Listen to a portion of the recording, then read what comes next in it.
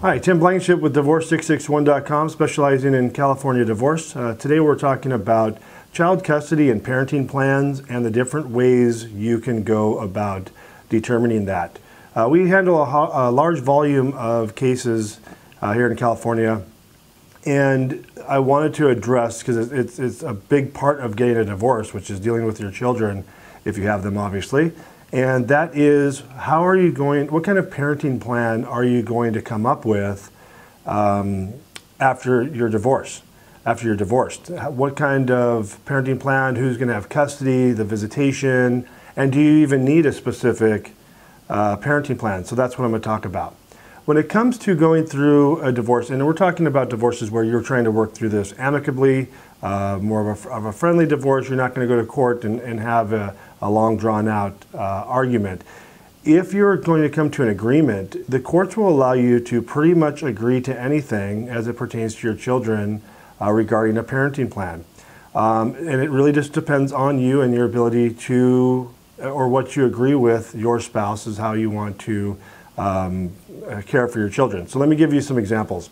First of all, you can have a very specific child custody and visitation plan, a parenting plan, if you will, that basically indicates every minute of the day of your children in whose care they'll be in. For instance, it could be that it's so specific that it says husband is to pick up, to have custody on alternating weekends from 5 p.m. on Friday to 8 p.m. on Sunday, and a weekday visit on Wednesdays from 4 p.m. until 9 p.m. You can get very specific. You can even indicate who is going to pick them up, who is responsible for transportation, and I mean you can get really, really detailed and really grind it out if you want. Where we see that happening, not so much with what we do, but when I worked for a law firm in the past, where people are just battling it out, fighting for every inch, we see very specific child custody and visitation agreements or orders.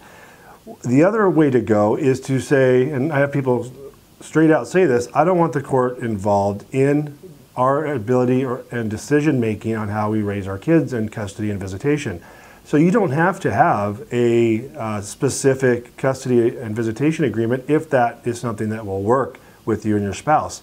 You can simply say, we want joint legal and joint physical custody, and as far as who's going to have them when and for how long is going to be determined on an ongoing basis in the best interest of our children, and leave it at that.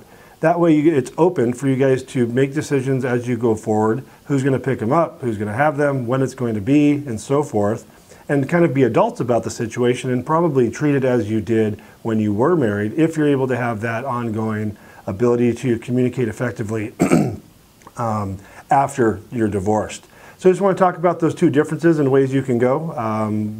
In our business, we see a lot of very open-ended custody and visitation orders because folks just want to continue on with raising the children the way they did without any court intervention or specific orders telling them what they have to do. Tim Blankenship, Divorce661.com.